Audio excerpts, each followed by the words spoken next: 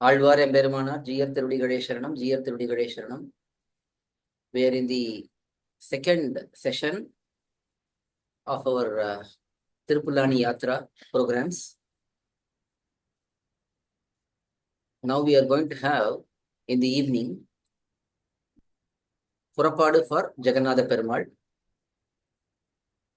So now we'll go through the concept of brahmOthsavam and what is done usually during brahmOthsavam. Let's have a brief outline.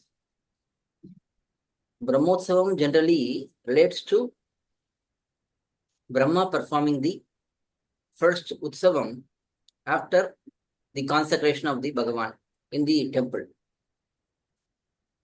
It can also be said as the major Utsavam of the temple, which coincides with the day of Pratishtha of the Bhagavan in that Dividesham.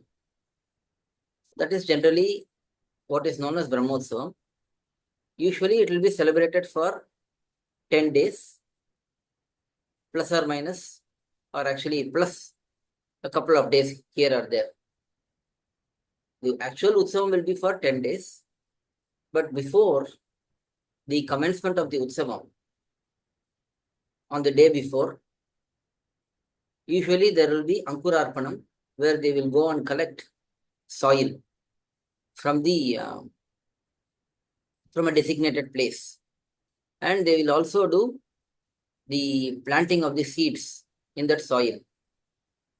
And this is considered as an auspicious beginning. And we saw in thiruppullANi how we should come and join in the beginning stages itself of the Utsavam. Mannum Manamum Konmin. That is the time when the soil is gathered. From that time onwards, we should be in the Utsavam and participating and engaging in Kainkaryams. So first, this Ankurarpanam, Mrit Sangrahanam, that is done. And sometimes on the same day or the next day, depending on different Divideshams. Usually, in most cases, it happens on the same day. Vishwaksenar Purapadu will be there. Vishwaksenar is the commander-in-chief of Bhagavan in Paramapadam. And he also takes up that same responsibility in the temples. Usually, in all the Sri Vaishnava temples, we will have a Sannidhi for Vishwaksena, Sene Mudaliyar. So he will first go around the streets where the Utsavam is supposed to happen, and he will ensure that all the streets are proper and they are maintained neatly. There is no disruptions for Perumal and so on. So that will be done prior to the commencement of the Utsavam. And then the first day of the Utsavam, there will be Dvajarohanam, that is hoisting of the flag. There will be a Dvajastambam, the flag pole, and the flag will be hoisted. It will usually be Garuda Dvajam, that is Garuda flag, which is the unique identity of Bhagavan. Wherever Sri Vaishnava temples are there, in the flag pole, there will be Garuda flag. So that will be the first activity of the Utsavam. Usually, they will fix a particular time in the morning and they will do the Dvajarohanam. After that, or before that, again, different temples have different methods. There will be Purapadu, procession. Usually, there will be procession in the morning and procession in the evening during brahmOthsavams. In some places, there may just be one procession, whether it is in the morning or evening, depending on the situation and the facilities and so on. But in many places, there will be procession 2 times every day. And there are certain special vahanams.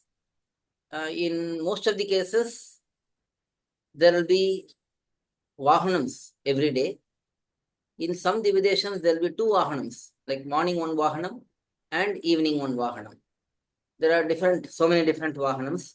Shesha Vahanam, Simha Vahanam, Hamsa Vahanam, Yali Vahanam, and then Garuda Vahanam, and then so many different varieties. Karpaka Vriksha Vahanam, Ashwa Vahanam, Gaja Vahanam. So there will be so many different Vahanams. So they will be brought in procession, and Perumal will be sitting on top of the Vahanam. Whether it is Hamsa Vahanam, Garuda Vahanam, or whatever it is, Perumal will be sitting on top, and the procession will happen. And when the procession happens, at that time, there will be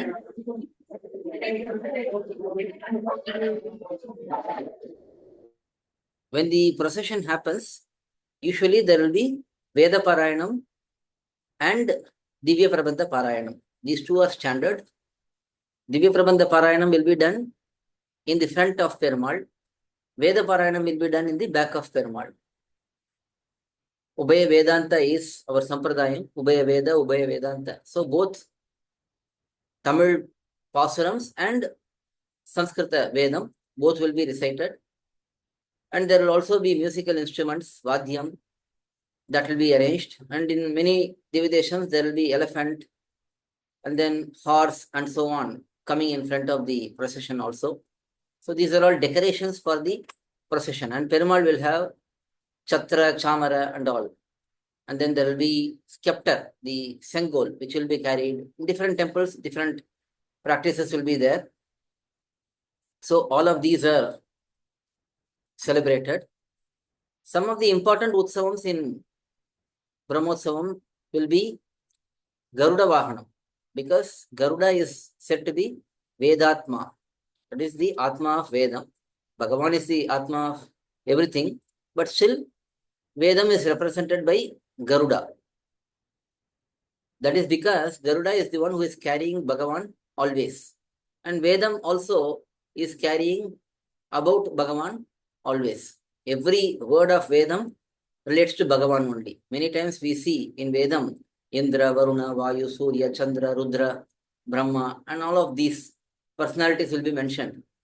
All of those directly point to Bhagavan, because Bhagavan is the Antaryami of all of these Devatas. So whatever glorification done for all the Devatas also, they go to Perumal only, Bhagavan only, because Bhagavan is the Antaryami. And that Bhagavan is fully revealed by Vedam. And the same Bhagavan is carried by Garudalvar, and Garuda is having his Bhagavan's lotus feet on his hands, just like showing to us, look, this is the divine feet for us to go and surrender. And that is what Vedam also does. Vedam shows us the Bhagavan.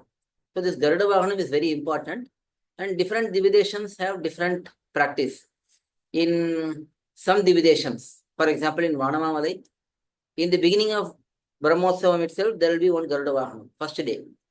And then during the brahmOthsavam, in the south, that is in Pandyanati Divideshams, usually 5th day is celebrated as Garuda Vahanam. In the north, that is Tondai Mandalam, Chennai, Kanchipuram, these regions, 3rd day will be celebrated as Garuda Vahanam. In Shoradesham, that is in Srirangam and surroundings, Garuda Vahanam will be 4th day. thiruppullANi also, Garuda Vahanam is celebrated on 4th day. So depending on this region, this Garuda Vahanam will be celebrated on a particular day. The other major Utsavam in the brahmOthsavam is the Rathotsavam. Everywhere, this Rathotsavam, Chariot Utsavam, Ter Utsavam is very, very important. That is because this Rathotsavam brings all the people together. The people of the town, the Kainkarya and the Adhyapakas, everyone will be gathered here, and everyone will work together, serve together to make sure that the Rathotsavam happens in a fine manner, in a nice manner. So this brings about the beautiful collaboration and the community environment and cooperation and all that. And this happens on the day of Rathotsavam. This Rathotsavam also has specific dates. In the south, in Pandyanati Divideshams, in many places, it will be celebrated on the 9th day. Rathotsavam will be on the 9th day. In many of the Tondai Mandalam, that is Chennai, Kanchipuram, those places, it is celebrated on the 7th day. In Shoda Desham also, it varies. In some places, it is 9th day. It is some places the 10th day, and so on. For example, here in Panguni Utsavam in Srirangam, it will be celebrated on the 10th day, but it's really continuation of 9th days. Panguni Utsavam celebration. But Goratham will be celebrated on the 10th day. So depends on the region, it will be celebrated in different ways. So Rathotsavam is very, very important. And then there is Ashwavahanam. This Ashwavahanam is also significant because many times during the Ashwavahanam, that is horse Vahanam, Vedupari Utsavam will be celebrated. That is Tirumangayalvar coming and trying to rob Bhagavan. When Tirumangayalvar was a king, he was attracted to Kumudavalli, a celestial girl, and he wanted to marry her. But she put a condition that he has to do Tadyaradhanam for 1,000 people for one whole year. So he started gathering funds for that and he ran out of funds. Finally, he started stealing and robbing people. So one day when Perumal comes, he went on his horse and tried to rob Perumal. At that time, Perumal mercifully gave the Mantropadesham of Tirumantram, Ashtaksharam. So to celebrate that, on the Ashwavahanam day, Garuda, this horse Vahanam day, that is Gudare Vahanam, there will be Vedupari Utsavam in many Divideshams. So these are the usual Utsavams. And then on the final day or around final day, there will be Matayadi. Matayadi is Pranaya Kalaham. Pranaya Kalaham is the day when Perumal and Tayar, they have a little bit of disagreement because they want to help more people to be uplifted. They enact a drama where Pirati Tayar says, don't come to my Sannidhi because you have gone out on your horse and gone around everywhere looking for other women. And then Perumal pleads to Tayar, no, I went to protect the people, I went to help the people only. I am only attracted towards you. I don't have anyone else and so on. And finally, Nammalvar comes and unites them. So this is a very unique Utsavam. It's called as Pranaya Kalaham and it is also known as Matayadi. It's a very interesting Utsavam which usually happens during the brahmOthsavam. And finally, the Tirthavari. Tirthavari is the completion of the Utsavam.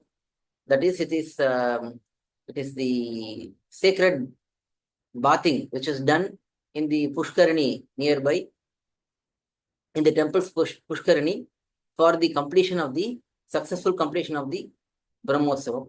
And then there is also Dwaja Avarohana. Dwaja Avarohana means bringing down the flag unhoisting. That will happen. That will conclude the Utsavam.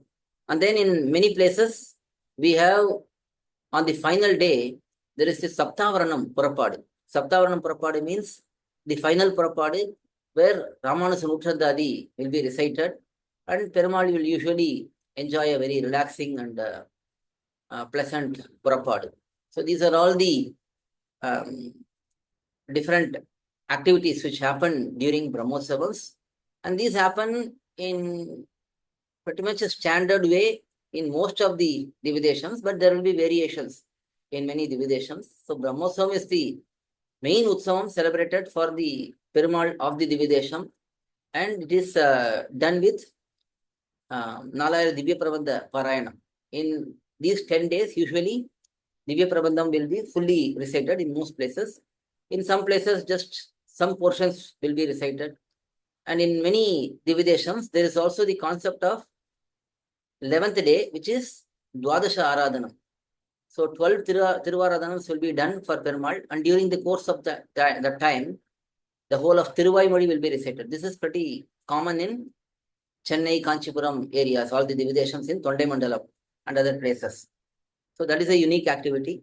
And then there is also finally Vidayatri, that is the relaxation after the brahmOthsavam, after all the running around for Perumal, usually for 1 day or 2 days or 3 days, depending on Divideshams.